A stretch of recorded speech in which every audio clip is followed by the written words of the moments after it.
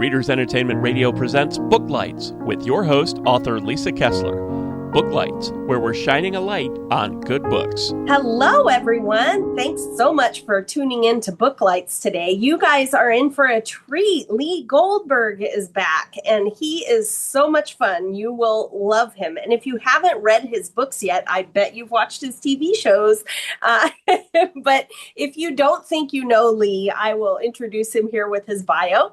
Lee Goldberg is a #1 New York Times bestselling author. He broke into television with a freelance script sale for Spenser for Hire, and since then, his TV and writing credits have covered a wide variety of genres, including sci-fi like SeaQuest, cop shows Hunter and the Glades, martial arts, martial law, whodunits, Diagnosis Murder, and Nero Wolfe, the occult, She-Wolf of London, kid shows, R.L. Stine's The Nightmare Room, Baywatch, Monk, I love Monk, one of my all-time favorite shows, and The Highwayman. His TV work has earned him 2 Edgar nominations from the Mystery Writers of America, and his 2 careers, novelist and TV writer, merged when he started writing the Diagnosis Murder series original novels based on the CBS TV series. He also wrote and produced. So Lee is a busy guy at that keyboard. He also wrote 15 best-selling novels based on Monk, another TV show that he worked on.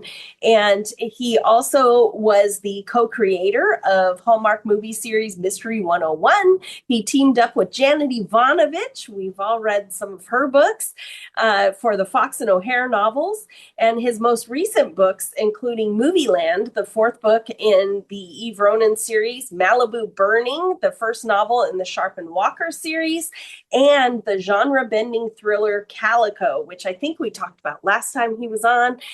Great book. Anyway, you can learn more about Lee and all of his novels and TV on his website, leegoldberg.com. There is a link to his website right there in the show notes. Feel free to hit that anytime. Sign up for his newsletter. There is so much news there, so definitely check it out. And without any further delay, Lee, how have you been? I've been great. I realized as you went through that bio, I've got to update it. All the references are so old. You mentioned the 4th Eve Ronin novel. I'm about to start writing the 8th Eve Ronin novel. Oh my God. I have a new TV series that's out right now on Acorn. It's called You're Killing Me, starring Brooke Shields. The 4th episode starts streaming today.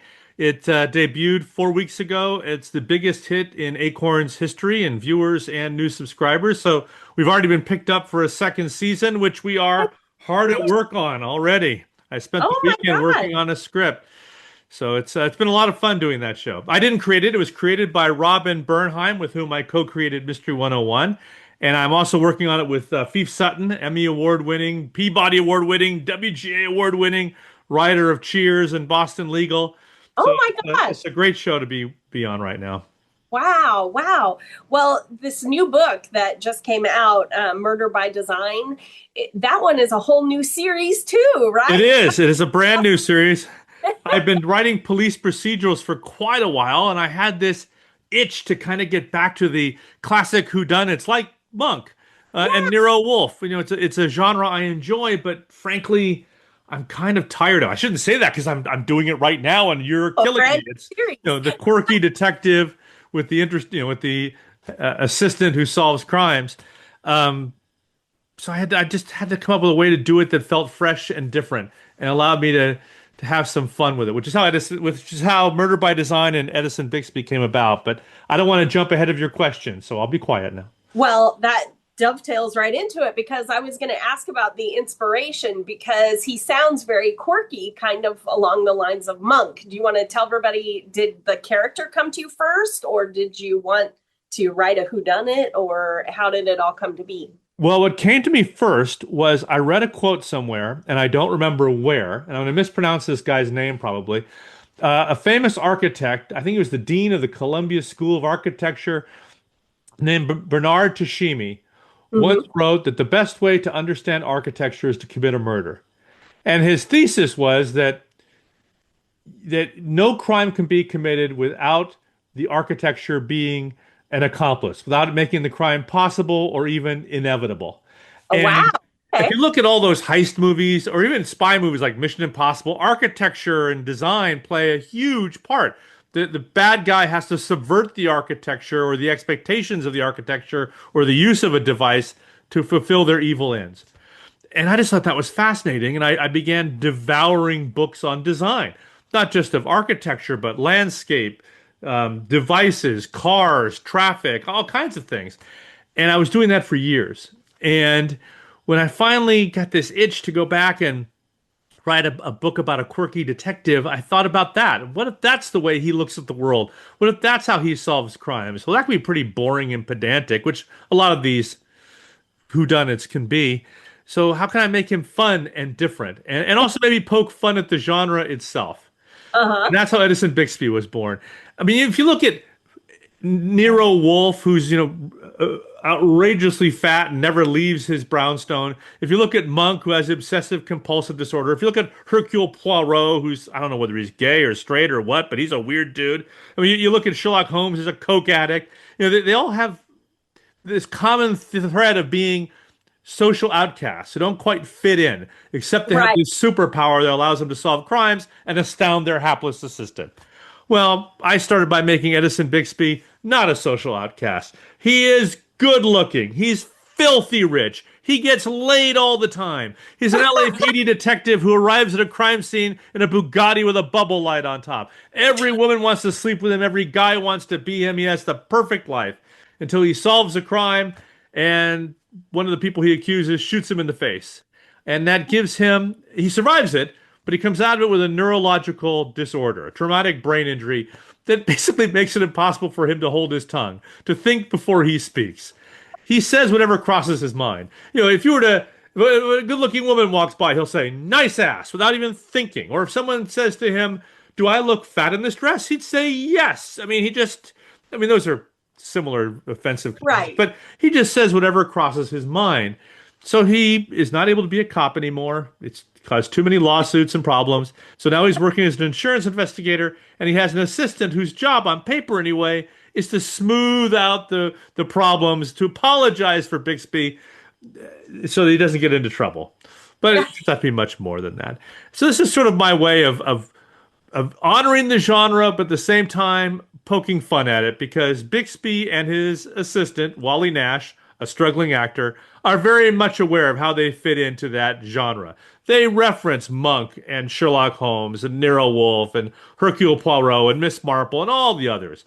So they aren't in a vacuum where they don't know where they fit into the. I mean, they know that there's sort of this weird homoerotic thing going on if there's two guys who are solving crimes together. But it's. I just want to have some fun. I wanted to amuse myself and hopefully amuse readers at the same time. Yeah, I saw one of I think it was Publishers Weekly said it's a cross between James Bond and Adrian Monk. Yes, I like that. I couldn't have written that better myself. I Yeah. really like that. Yeah. When you were writing it, were there, I don't want it to be a spoiler, but was there a scene that was so perfect that you were just like, oh my God, the whole book was worth it for this scene? Did he walk into something that was, outrageous that Well, it's just fun. There's a little bit of Edison Bixby in all of us. I mean, I like to think of myself as a liberal, open-minded person who's not a racist or a bigot or a sexist, or a body shamer. But we all, at times, have inappropriate thoughts. I mean, we do. we tell white lies. That's kind of the grease of social interaction. You don't tell someone they've got a giant piece of lettuce between their teeth. You don't, tell someone that they've lost an incredible amount of weight and look horrible with the floppy neck. I mean, he just can't stop himself. Or maybe he can. Wally Nash, his assistant, a struggling actor, begins to suspect that maybe Bixby's neurological disorder is not as big as it seems. That maybe he's like Columbo, that he just uses it to put people off their guard so he can hone in on their vulnerabilities and solve crimes. I mean, that's part of the charm of I hope part of the charm of the book is that readers wonder how much of this is real and how much of it is an act. I mean, Bixby does have the scar on his face. He did have a traumatic brain injury, but just how traumatic was it? And is he enjoying it a little bit too much? Is it freeing? Yes. Oh my gosh. Well, it was funny that you brought up the not lying, because I have been It's the, I don't know, it's ancient now, 20th anniversary of Supernatural or something. So it's all streaming on Prime. And I just watched the episode yesterday where the suddenly no one can lie, and it turned the whole world into a war. Well, there was that Jim Carrey movie too. What was it called? Was it Liar Liar? Where... Yes. Yeah, where suddenly the lawyer couldn't lie, so he couldn't couldn't do his job. I mean, Bixby can lie. He just, if someone says, "Do you think I killed my husband?" Yes. Do you think I'm stupid? Yes. He doesn't stop himself. Yeah, he's not lying. He's letting it all out. Yeah. Well, it's going to be a series, right? Do you have other plans? Yes, I mean, I was going to say, it depends how the book is selling, but quite a while ago, the pre-orders were so strong that the publisher already said, do a sequel. So I am right in the middle of writing the sequel now. I'll be delivering it in just a few weeks. It comes out in March. It's called The Invisible Architect. Oh, cute. Okay, I like it. I like it. Did you, I know as a writer, it's easy to go down the research rabbit holes, but are you basically an architect now? No, but it's interesting. When I started looking at the world the way Edison Bixby does, which is we don't live in the natural world. We spend 99% of our time in the built world, constructed for us by man to make things easier or to control our behavior or to make our lives conform with society. I mean, we drive in a certain way, we shop in a certain way, where our rooms are designed in a certain way. We move through a series of sets on a stage, essentially. And once I saw that, it has changed the way I look at the world. I was in Tasmania visiting a museum that is inside of a mountain. It's impregnable. There's no way to rob it. And I can't remember, I think it was a scientist, social scientist named Don Norman, who said, the greater the security of a building, the more vulnerable it is. Because the people who have to use the building will find ways around the security. That high security actually makes it less secure, which sounds counterintuitive. But when you look at his examples, you realize, oh, no, it's not. I was looking at this museum in Tasmania that you could not possibly break into. And I realized I could break into this place. I started looking at it like Edison Bixby. And I walked around it. I cased it. I realized, oh, my God, it's almost inviting me to rob it. And what I did instead was I used it as the fictional basis for a museum that is robbed in my book, Hidden in Smoke. But I wouldn't have come up with it, and I put it in a mountain in an island in Japan. But it's based on me actually going to this museum in Tasmania and having this revelation of, oh my God, it's vulnerable in ways they never suspected. And actually visiting the museum as a potential thief was kind of fun, to look at how security worked, to walk around the perimeter of the building, to see how the employees interacted with the architecture and how guests were funneled in and out and controlled. And this is just irresistible. I mean, I didn't rob the place, but I started thinking about it then and then put it in the book I was writing. So that worked out. Yeah, well, I almost think like it's tempting the universe when you say something is, impenetrable or unsinkable, like the Titanic. Yeah. Like as soon as you make it, we've done it. It's like just begging the universe to come in and go, wow. We usually don't notice design unless it's bad or really provocative. Like how many times have you gone into a hotel room and wanted to take a shower and you couldn't figure out how the damn shower controls work? What is simpler than a shower control? But right? Someone wanted to make it stylish and didn't think about usability. Same thing with some light switches. There are some doors you can't figure out. And a door should be pretty simple. You use it to enter and leave. You should be able to look at a door and know how it works. And I mean, there are also times you get into a car, and a car should be pretty simple. They're pretty uniform across all cultures and languages, but sometimes they design cars in ways that don't make logical or not logical sense, but make sense based on your experience using other cars. But you can also use design to influence behavior. I mean, here's a simple example. If your kid is making a mistake, or not a mistake, making a mess, well, putting their clothes or toys all over their room. If you put a basket above where you want them to put the toys or the laundry, then it becomes a game. They'll toss their toys in and try to get it in the basket, or they'll toss their laundry in. So you've created a design element that encourages their behavior, a behavior you want. You're not a man, but in urinals, there's like an illustration of a fly on the urinal. And the reason that fly is there is because men have this natural desire to aim. And if you aim at that fly, you won't splatter piss all over the bathroom. It's a subtle thing directing you to do something that is a goal of whoever designed the room. The way restaurants are designed, and certainly shopping malls and grocery stores are designed to get you to behave in a way that someone else wants you to, and we do it without thinking. Well, if you can subvert that, you can commit crime. Yeah, if you start flipping things on their head like that, does it give you more and more story ideas as you go? Yes. Yes. Yes. I mean, if you look at any heist movie, it's a story about architecture and design. I mean, look at the classic scene from Mission Impossible where Tom Cruise is crawling through the air duct and has to lower himself into the impenetrable room, and that's all subverting the security and the architecture of the Pentagon. If you look at Ocean's 11, it's all about how do we rob this casino without anybody seeing us, and it's always subverting the security and the design to your own ends. The best crooks and murderers are design sociopaths, or using design to get the victim to be where you want them to be to kill them. It's just, so that's what I've done. I have a character who looks at a crime scene and is able to use the scene itself as a way to deconstruct the crime and lead back to who committed it or how it was done. But in talking about it, it sounds very scientific and everything. So the challenge and the goal was to make it a bit about his character, make it fun, make it amusing, make it something you get caught up in and don't notice the science or sociology behind it. There are no lectures about how design works. Well, and he has a police background, right? But now he's stuck doing insurance claims. Is that? Yes.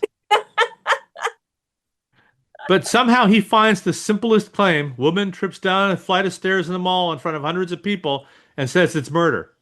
Well, how can it be murder? She was by herself on the staircase. No one was around her. She wasn't pushed. Hundreds of people saw her. 58 cameras saw her. No one pushed her. He says the building did. And it's like, well, you can't arrest the building. And he ends up proving that somebody got this woman by using design to murder herself. And it becomes, that I'm not giving it away. That's in the right. Dust jacket copy of the book. But that's the fun of it, is how he takes seemingly innocuous situations and makes them something bigger, or how he takes impossible crimes and makes them simple. I just got done writing for the sequel, this impossible museum in Singapore. It's impossible to rob it. And no one can figure out how it's done. And Bixby just takes one look at it and says, it was done like this. It's like, what the hell? How'd you know? He says, I looked at the building. What's obvious to him is ridiculously complicated and impossible for the rest of us. Oh my gosh. Well, I wanted to ask you about the difference between when you're writing for TV, for your TV show, like for Monk or whatever you're working on now, the You're Killing Me series, you're working with like a team of people, right? Do you have to like physically switch something in your brain to then write a novel all by yourself? Yes, because telling a story in television is more like building a house. When you write a script, it's essentially a narrative blueprint for other people, other subcontractors to do their job. Yes. The director, the actors, the location manager, the wardrobe person. It's a working document.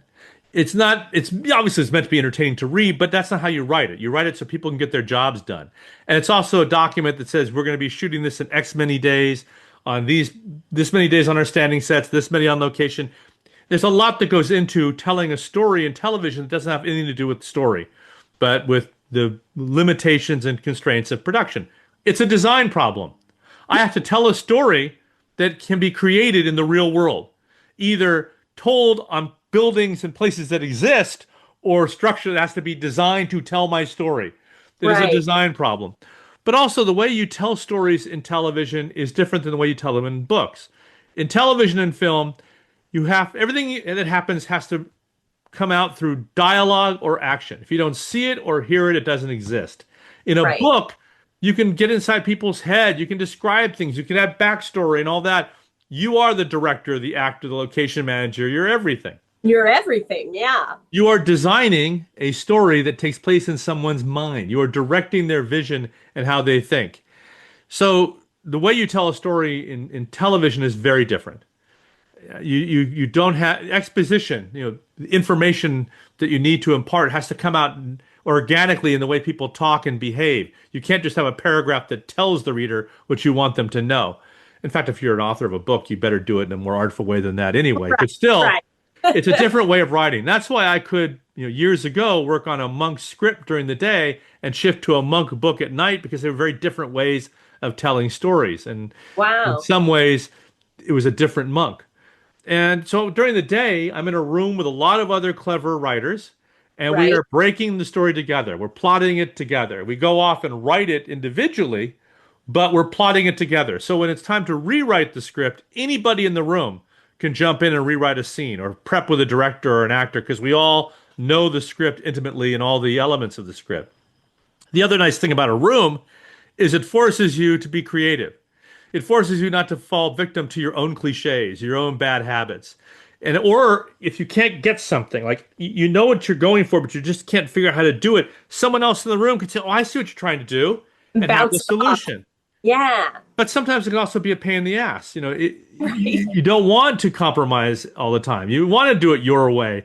Right. So being an author allows you not to have to listen to all those other people in the room. But also, when I write a book, I'm not worried if it can be shot in X many days for X many dollars in the real world or on a soundstage. And I don't need to listen to an actor complaining or a director complaining or a studio talking about how much something's going to cost. So it's in some ways being an author is freeing, but also lonely. There's no one I can go to help. I can't make this clue work. Who do I talk to? Yeah, it's like you're limitless, but you're also lonely. Yes. And you don't get free lunches when you're at home. Oh, true. There's no food cart. And there's a real joy. I remember on Diagnosis Murder, if I had trouble getting into a scene or understanding where Dr. Mark Sloan was coming from, I could walk down to the set and actually enter his world. I could walk the halls of the hospital where he worked. I could sit in his desk. I could enter the stage where these stories are happening. The design would help me. I actually step into I could actually step into my imagination made real.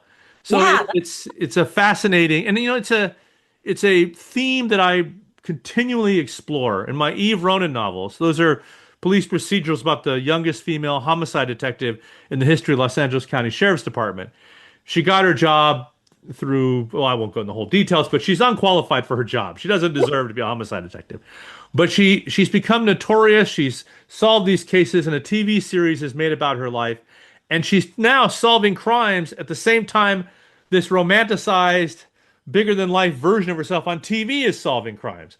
And she finds herself constantly being compared to the idealized version of herself.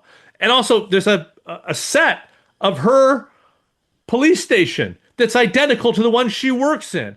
And on top of that, sometimes the TV show comes and shoots at her station. So having her fictional life, it really messes her up. In fact, the book I have coming out in October, the Eve Ronin novel Split Screen, is about that. Oh, okay. It's about the actress who plays Eve Ronin gets gunned down. And Eve Ronin, in a sense, ends up investigating an attempt on her own life, but it wasn't her life. It's weird. Was that fun for you to dive into? It was very fun. A lot of fun. Sometimes you can't help it. A little bit of you is in every book, but having that experience that you do of being able to go on a TV set, most people never have that. So you being able to put that on the page is really cool because most of us, even writers, have never walked on a TV set. So that's a whole different. I still remember the moment of godlike power I felt many years ago on Baywatch. I wrote a terrible episode of Baywatch called Armored Car, where it's such a stupid episode. There's an armored car on the Santa Monica Pier, and I won't bore you with all the ridiculous contrivances, but two lifeguards end up getting stuck in this armored car, and it falls off the pier into the Santa Monica Bay, Oh, no. and they're in the armored car, and it's filling up with water, and they have to be rescued, and I just remember being at the Santa Monica Pier, watching this armored car, and they pushed this armored car off the Santa Monica Pier. And then they had to dredge it up, onto the beach. And I mean, it was a huge operation with helicopters and rescue boats. And I'm thinking, just because I typed it, these people went out and did it. They dropped an armored car off the Santa Monica Pier landmark because I was sitting there in my underwear eating Cheetos and I typed it. I mean, my God. And then so I started thinking, what other godlike power can I use? I want to blow a gas station up. So I wrote an episode where a gas station blows up and they blew up a damn gas station. It's like, wow. And then I thought, okay, I want to get these two actors to sleep together in real life. So you know what? I'm going to put them both in wet t-shirts in water and have them have to make out all day long on the set. And I bet you they'll start doing it. And it worked. It's like, whoa, I am all powerful. I'm Oz. It was like, it's just, there is a godlike, I type it and these idiots go out and do it. It's just amazing. So yeah, there is some fun to typing something on a page and then seeing it come to life, to see people actually act it, perform it, Right. build it, blow it up, crash it. I was on a street in Berlin, same thing. I wrote this outrageous car chase where one car flies through the air, and another car drives underneath it, and then the car smashes into a building. And I'm there in Berlin, and they did it. They shut off streets in the center of Berlin, and they did this outrageous car chase and crash. It's just amazing. It should be illegal. Stephen King wrote Secret Window, where you're writing this horror story and then it's really happening and you did it. Yeah. All of us in TV and film do it. I mean, think how the people did Jurassic Park feel. Like they built dinosaurs, I had a guy torn apart by a T-Rex. They found a way to do it. Yeah. Oh my gosh. Well, before we run out of time, Murder by Design is out now. Are you going out on book tour? Are there ways to meet you or just online? Unfortunately, because I am so busy now doing the second season of You're Killing Me, I won't be going on a book tour for Murder by Design. I would like to, but I can't leave this desk, and I'll be on the set while we're shooting. So it's unlikely I'll be doing any events specifically for Murder by Design. However, I will probably be at, I won't be at BoucherCon. That's in Canada, but I'll be at Left Coast Crime next February because I'm the guest of honor. It's in Santa Fe. So I'll be signing books there for sure. And probably when my book Split Screen comes out in October, I'll be doing an event in Calabasas. I usually do at the Calabasas Library, but the bookseller Mystery Inc. will have tons of signed copies of my books, and you can order them from her online. So they'll be signed, and I'll sign copies of Murder by Design at that point too. But no, unfortunately, I will not be doing events for Murder by Design. All right. Well, are you going to? How do you feel? You have godlike power.